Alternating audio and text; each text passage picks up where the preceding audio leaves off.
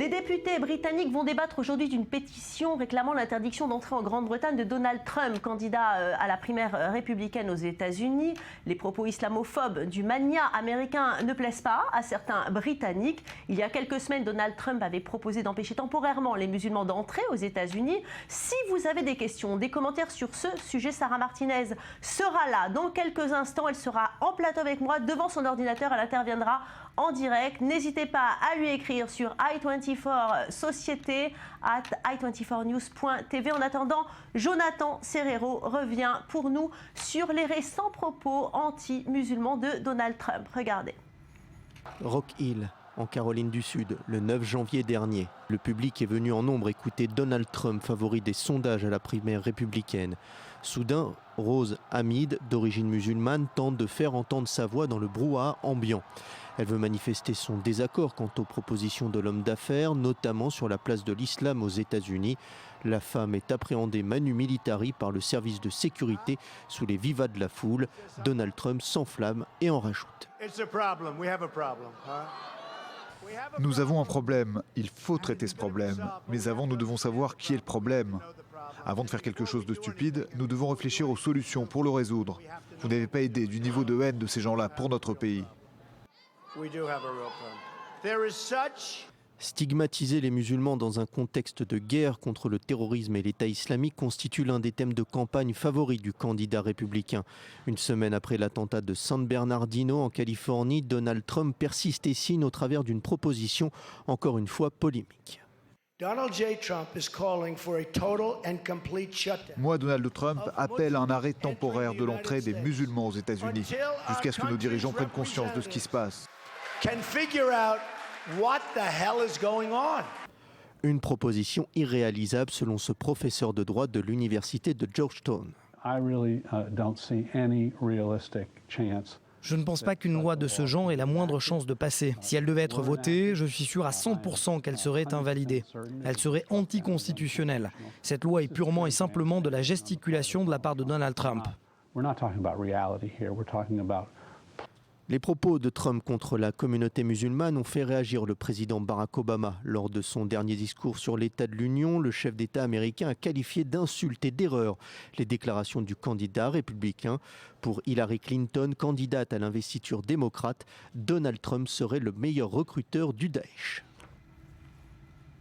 La place donc des musulmans aux États-Unis est un des sujets des campagnes des primaires aux présidentielles d'année prochaine. On vient de le voir, le candidat républicain Donald Trump qui use et abuse de phrases assassines sur l'islam. Sauf que l'islam et les États-Unis ont une longue histoire commune. Jonathan Serrero, bonjour. Bonjour. Oui, l'islam n'a pas attendu Donald Trump pour s'implanter aux États-Unis. Alors on va faire un peu d'histoire. Valérie, on va voir 3 dates tout de suite à l'écran. 1730, arrivée du premier musulman aux États-Unis, un certain Souleymane Diallo, un esclave gambien.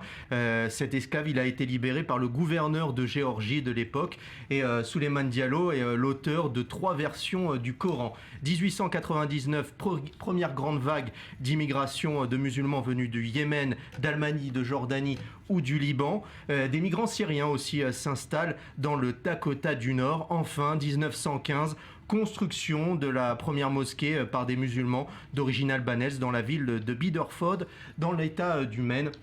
Donc à l'est du pays, sur la côte est. Combien sont-ils aujourd'hui et par qui sont-ils représentés? Eh bien, selon plusieurs recensements et plusieurs enquêtes, la population musulmane est comprise entre 2 et 7 millions.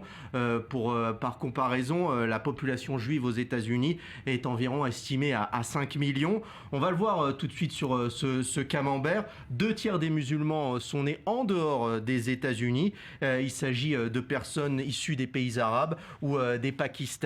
Le reste est né dans le pays, aux États-Unis donc, et un peu plus de la moitié sont afro-américains. Pour ce qui est maintenant des organisations, Valérie, la plus ancienne est la Ahma Dia Muslim, créée en 1921. En 1930, l'organisation Nation of Islam, et elle a compté en son sein, cette Nation of Islam, le dirigeant, le fameux Elijah Muhammad, Malcolm X ou Mohamed Ali.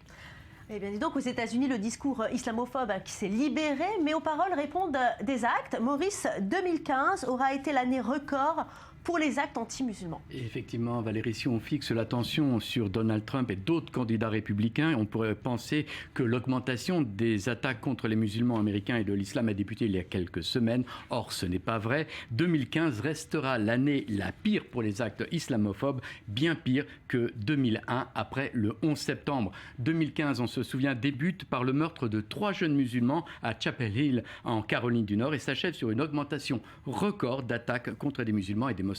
Au total, 38 crimes de haine, 63 attaques contre des mosquées, 17 pour le seul mois de novembre. Le précédent record daté de 2010 avec 53 attaques. Alors la presse laisse penser que cette augmentation fait suite aux attentats de novembre à Paris et de San Bernardino, mais ces incidents sont le résultat d'une libération du discours islamophobe aux États-Unis. Mais Maurice, vous venez de citer la date du 11 septembre 2001. Pourtant, le discours islamophobe n'avait pas une telle intensité. Comment vous expliquez cette différence? Parce qu'après le 11 septembre, les responsables américains avaient fait la différence très claire entre les musulmans et les terroristes. Je vais vous citer un passage... Vous pensez que maintenant il y a un amalgame?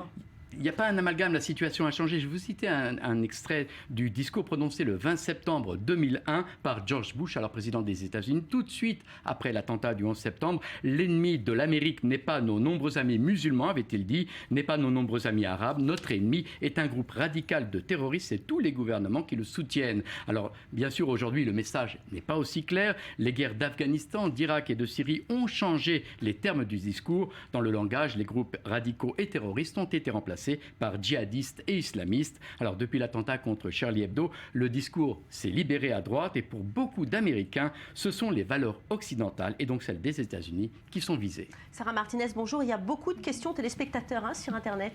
Bonjour Valérie. Alors oui, en effet, nous avons reçu beaucoup de questions de nos téléspectateurs à propos de cette pétition radicale.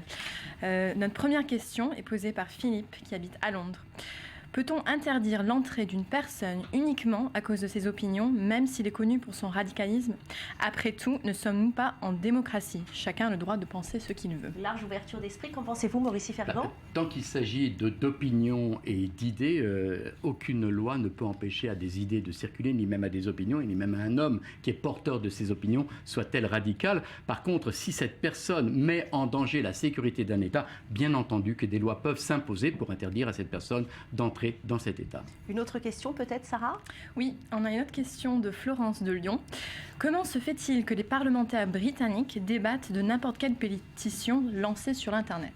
Maurice. C'est la loi britannique. Tout citoyen ou résident du Royaume-Uni peut lancer une pétition sur un site web du Parlement. Pour la signer, il suffit de confirmer une adresse email. Alors, de manière générale, le gouvernement britannique réagit dès qu'une pétition atteint les 10 000 soutiens et celle-ci est automatiquement débattue par les parlementaires après avoir franchi le cap des 100 000. Alors, la commission des pétitions de la Chambre des communes a donc décidé de tenir un tel débat. Celui-ci n'aura pas lieu dans la chambre proprement dite, mais dans une petite salle du palais de Westminster, un peu à l'écart. Alors, il faut aussi savoir qu'il y a 2 pétitions.